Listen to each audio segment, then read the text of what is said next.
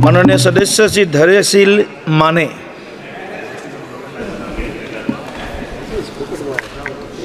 धन्यवाद अध्यक्ष महोदय, आपने मुझे इस महत्वपूर्ण विषय पर अपनी बात रखने का मौका दिया है। मैं सर्वप्रथम आदरणीय रेल मंत्री जी का तहे दिल से अभिनंदन करना चाहूँगा कि आप उन चुनिंदा लोगों में से है जिन्होंने रेल यातायात के लिए भारतवर्ष को सबसे बड़ा बजट देने का काम इस संसद ने किया है और उसका सम्मान आपने यहाँ किया है। मैं निश्चित रूप से मेरी पार्टी शिवसेना की ओर से इस बजट का स्वागत करता हूँ। आज सरकार ने रेल के लिए अब तक का सबसे बड़ा बजट जो दिया है, देश को मजबूत बनाने के लिए, नई सुविधा लाने के लिए सरकार ने 2,62 करोड़ का कैपेक्स तौर पे दिया गया है। ग्रॉस बजटरी सपोर्ट 2,52,000 करोड़ रुपए का दिया गया है। यह रकम 2023-24 के बजट में 2.40 लाख करोड़ रुपए थी। सरकार का लक्ष्य अमृत भारत एक्सप्रेस जैसी ज़्यादा से ज़्यादा पैसेंजर ट्रेन चलानी चाहिए। बजट का बड़ा हिस्सा सेफ्टी के लिए दिया जा रहा है।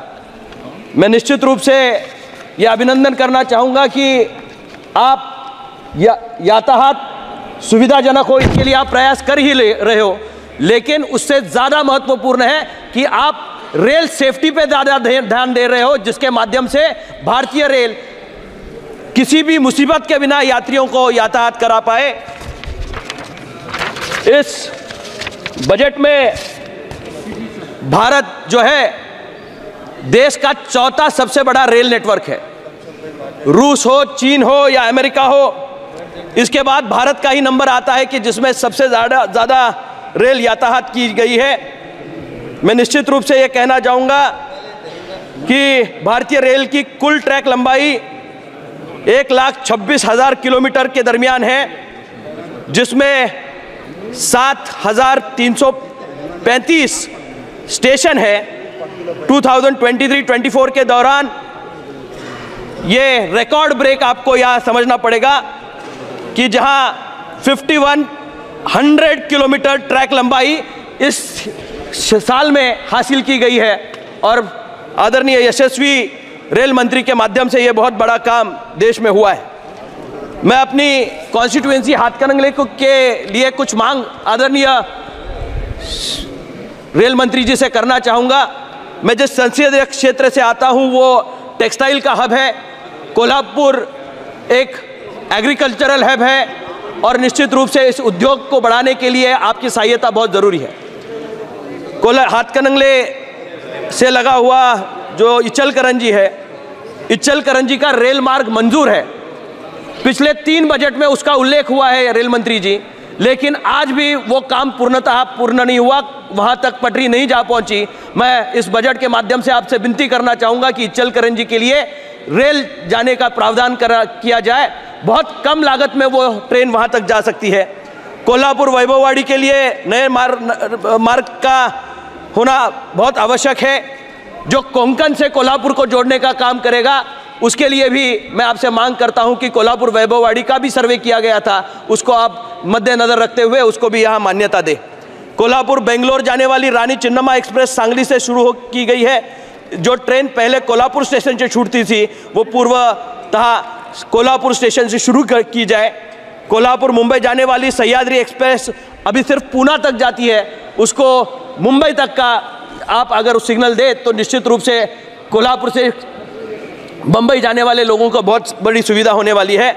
हाथकरंगले रेलवे स्टेशन के नज़दीक मेरा सबसे बड़ा मैनचेस्टर सिटी जिसे देश की कहा जाता है, इचलकरंजी एक वस्त्रोद्योग का शहर है, उसके लिए अगर आप रेलवे स्टेशन के नज़दीक एक वेयर हाउस बना पाए तो निश्चित रूप से जो उद्योग टेक्सटाइल का वहाँ बहुत बड़े पैमाने पे किया जाता है, उसके लिए बहुत बड़ी सुविधा उसके माध्यम से हो सकती है।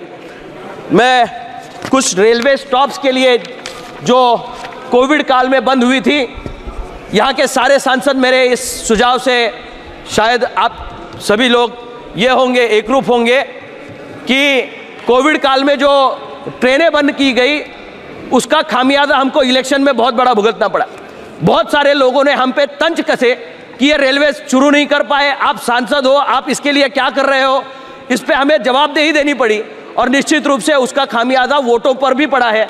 हम ये चाहते हैं सर कि जितने मैक्सिमम स्टॉप्स आप इस रेल बजट में शुरू कर पाए, उससे बहुत बड़ी सुविधा सभी सांसदों को होने वाली है। मैं निश्चित रूप से सभी की ओर से आपसे ये मांग करना चाहूँगा कि कोविड काल में बंद किए हुए बहुत सारे स्टॉप्स शुरू वापस किए जाए।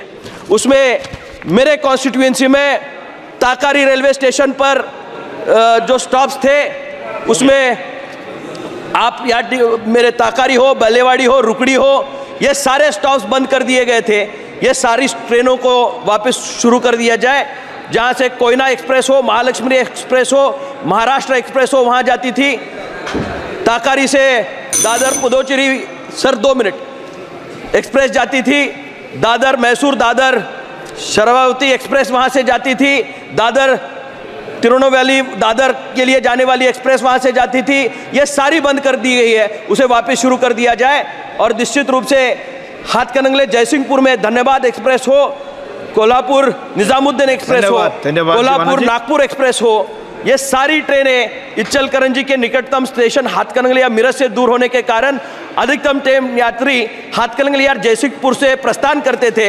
मैं अतः आपसे विनंती करना चाहूँगा कि ये सारी ट्रेनें मेरे लिए बहुत ज़रूरी है और पश्चिम महाराष्ट्र के लिए ये बहुत बड़ा इंफ्रास्ट्रक्चर का चेंज लाती है।